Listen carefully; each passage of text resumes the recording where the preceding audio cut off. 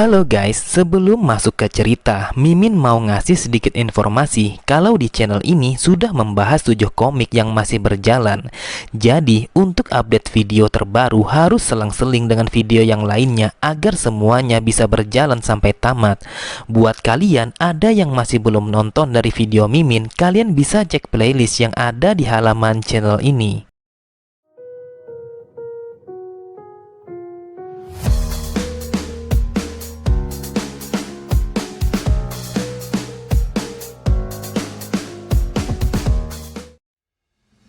Assalamualaikum warahmatullahi wabarakatuh. Halo semua, kembali lagi di channel Raider Manhwa. Kali ini Mimin akan melanjutkan sebuah komik yang berjudul Raja Assassin Terkuat. Apabila kalian masih bingung dengan alur ceritanya, kalian bisa cek deskripsi atau langsung saja menuju playlist yang ada di halaman channel ini untuk memulainya dari part 1. Tanpa basa-basi lebih jauh, mari kita masuk di part 31. Cerita dimulai. Festival Mara adalah sebuah ritual para leluhur yang dilakukan sebagai bentuk pemujaan pada satu-satunya dewa kultus Divine Demon dan juga penguasa surga ke-6 dunia keinginan, yaitu Mara. Di masa lalu, mereka bahkan mempersembahkan korban manusia kepada Mara, dan di zaman inilah kultus Divine Demon mulai dikenal sebagai kultus demonik. Namun, di zaman ini, Festival Mara sangatlah berbeda. Hal itu meskipun mereka memiliki doktrin dan juga kitab suci, kultus Divine Demon masih sadar akan yang namanya urusan duniawi. Pada akhirnya, Festival Mara sama seperti Festival Murim dari kultus demonik serta ritual leluhur yang dilakukan untuk memuja dewa mereka. Hajin pun berkata, aku pernah mendengar cerita tentang Festival Mara yang sebelumnya dari Madongpil, tetapi aku masih bertanya-tanya apa hubungannya permintaanmu itu dengan Festival Mara. Gogu pun menjawabnya, selama periode Festival Mara tahun ini, kami akan menangkap salah satu dari kandidat, lalu kami akan mengurungnya di dalam penjara aula hukum pidana kultus demonik. Tetapi tentu saja untuk saat ini kami tidak akan menyentuh kandidat ke-6 selama dia tidak melakukan kejahatan yang serius. Sontak Hajin pun sangatlah terkejut dengan apa yang dikatakan oleh Gogu. Hajin bertanya apakah ada kandidat yang lain selain dia.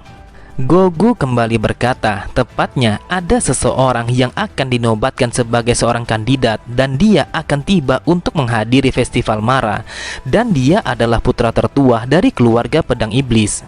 Gogu mengisahkan bahwa keluarga Pedang Iblis adalah salah satu peserta perwakilan dari 7 keluarga kultus demonik, dan mereka dapat dianggap sebagai yang terhebat dalam keahlian berpedang di dalam kultus ini. Di dalam hatinya Hajin berkata, jadi putra tertua dari keluarga Pedang Iblis menjadi calon penerus tahta sang raja. Aku sama sekali belum pernah mendengar tentang informasi ini. Hajin bertanya kepada Gogu mengapa aula hukum pidana ingin menangkapnya, apakah dia telah melakukan kesalahan yang fatal. Dengan nada yang berat Gogu berkata, dia telah merampok dan juga membunuh 7 pengikut kultus demonik. Bahkan dia juga telah menjebak seseorang yang tidak bersalah atas kejahatannya. Kultus ini telah membuat kesalahan yang besar. Pada akhirnya dia masih menikmati kehidupannya dan berkeliaran dengan bebas, sedangkan pengikut setia yang dikorbankan telah dihukum mati. Kejadian ini adalah aib bagi kultus demonik, tetapi meskipun begitu kita harus menangkap bajingan itu lalu menyeretnya ke bawah kaki para keluarga pengikut yang mati secara tidak adil. Hajin pun berpikir dari tatapan matanya, sepertinya dia tidak berbohong. Lalu Hajin bertanya bagaimana rencana mereka untuk menangkap bajingan itu. Gogu menjawabnya kalau dia sama sekali belum bisa memikirkan rencananya. Itulah sebabnya Gogu memilih untuk bertemu Tuan Muda ketiga lebih dulu. Beberapa saat kemudian, setelah pertemuannya bersama Gogu, Hajin pun langsung pergi untuk bertemu kepada Soyusim. Hajin berkata, kau pasti sedang sibuk. Aku minta maaf karena aku datang ke sini tanpa pemberitahuan terlebih dahulu. Dan alasanku datang ke sini karena ada sesuatu yang sangat mengganjalku. 2 tahun yang lalu ada salah satu pelayan yang bekerja di dalam aula ini yang terbunuh secara tiba-tiba. Aku kesini hanya ingin mendapatkan informasi tentang pelayan itu. Dengan wajah herannya, Yosim berkata, "Jadi alasan Anda datang ke sini hanya untuk mendapatkan informasi itu?" Hajin mengatakan, "Aku yakin kalau kau juga tahu bahwa ada pelaku lain yang sesungguhnya di balik kejadian itu." Yosim berkata, "Bagaimana Anda mengetahui tentang informasi itu? Wahai Tuan Muda, apakah orang-orang dari aula hukum pidana telah datang untuk meminta bantuan Anda?" Sambil tersenyum, Hajin berkata, "Rupanya kau cukup pintar, kau bisa mengerti hanya dengan pembicaraan kita yang sesingkat ini." Akan tetapi, dengan tatapan mata yang tajam, Yosim berkata, "Wahai Tuan Muda, apakah Anda sudah mendengar dari mereka tentang identitas asli pelaku yang sesungguhnya?" Terlihat saking kuatnya tekanan energi demonik yang Yosim keluarkan, sampai-sampai gelas yang ada di hadapan mereka telah retak begitu saja. Di dalam hatinya, Hajin berkata, menilai dari tekanan energi demoniknya, rasa amarahnya sama sekali masih belum berkurang meskipun kejadiannya telah terlewati beberapa tahun yang lalu. Beberapa saat kemudian, Yosim pun menyerahkan 5 buah gulungan kepada Hajin yang semuanya telah berisi informasi tentang pelayan itu. Sambil memperhatikan kepergian Tuan Muda, Yosim bergumam, "Tuan Muda tidak membicarakan tentang festival Mara. Sepertinya itu karena dia berencana untuk mencari tahu siapa pelaku yang sesungguhnya." Jika aula hukum pidana dapat menyelesaikan hal ini dengan kemampuan penyelidikan mereka, pastinya mereka tidak akan melibatkan orang lain. Akan tetapi, mengapa mereka meminta bantuan kepada salah satu dari kandidat? Itu artinya bahkan aula hukum pidana tidak dapat dengan mudah untuk menyentuh pelaku yang sesungguhnya. Jika memang benar begitu, ada kemungkinan besar bahwa pelaku sesungguhnya adalah seorang petinggi dari kultus demonik yang berpartisipasi dalam festival Mara. Kemudian Yosim meminta kepada Yonil untuk membawakan semua daftar para petinggi yang mengikuti festival Mara, terutama bagi mereka yang berasal dari 7 keluarga kultus demonik. Sesampainya di dalam kastilnya, Hajin pun langsung membaca semua catatan yang diberikan oleh Yosim kepadanya. Dengan kesalnya, Hajin berkata, "Setelah membaca buku ini, kepalaku menjadi pusing. Mengapa buku hukum pidana ini sangatlah tebal, padahal aku hanya ingin membaca soal hukum untuk menangkap para kriminal saja. Karena hal ini, aku bahkan tidak bisa menyelesaikan masalahku sendiri. Mungkin para kandidat yang lain pasti bisa menyelesaikannya dengan baik. Bukankah sebaiknya aku mencari jalan keluar untuk masalah ini?" Dengan tatapan mata yang kosong, Hajin bergumam, "Aku yakin itu lebih efektif untuk mewujudkan impianku agar bisa keluar dari kultus demonik. Mungkin ini akan berbeda jika aku tidak mengetahui apapun tentang masalah ini." Sangat menggelikan bahwa mantan seorang pembunuh berbicara tentang kebenaran, tetapi masalah ini sangatlah berbeda. "Aku tidak ingin menjadi sebuah ancaman. Yang aku mau, aku harus tetap menjadi manusia dan hidup dengan cara yang normal." Ketika manusia menerima permintaan yang seperti ini, setidaknya mereka akan ikut marah meskipun mereka sama sekali tidak dapat membantu, dan masalah ini adalah salah satunya. Melihat Hajin yang keluar dari kediamannya, Ma Dongpil pun bertanya, "Apakah Tuan Muda akan pergi sekarang juga?" Saat mendengar Tuan Muda yang bertanya bagaimana kondisi tubuhnya, Ma Dongpil pun berkata, "Ini sungguh luar biasa. Bahkan saya sama sekali tidak bisa membayangkan telah memiliki kekuatan yang tersembunyi di dalam diri saya. Tetapi jujur saja, saya masih merasa malu apabila berhadapan dengan Anda." Hajin pun berkata, "Aku juga tidak menyangka kalau kau dapat mengendalikan kekuatanmu dengan secepat ini. Namun, mengapa kau harus merasa malu saat menghadapiku? Seharusnya kau malu pada sikap kakumu itu. Tekad kuatmu tidak akan berguna jika sikapmu masihlah kaku. Kalau kau terus begini, akan datang hari di mana kau akan terpukul keras." Melihat Ma Dongpil yang tertunduk lemas, Hajin pun mencoba untuk menghiburnya agar Ma Dongpil tetap merasa semangat dalam menjalani sisa hidupnya. Kemudian sambil tersenyum Hajin berkata, "Kalau kau sudah siap, maka kita akan pergi sekarang juga untuk melihat bagaimana wajah pelaku yang sesungguhnya." Beberapa saat kemudian, sesampainya di tempat di mana festival Mara dilaksanakan, terlihat kota itu telah dipenuhi oleh orang-orang yang ingin menyaksikan meriahnya festival itu. Tidak berbeda dengan Hajin, ia begitu bersemangat telah berada di festival itu. Hajin berkata, "Apakah ini yang dinamakan festival Mara? Sungguh sangat menyenangkan. Pantas saja Angwa begitu bersemangat untuk menyambut datangnya festival ini."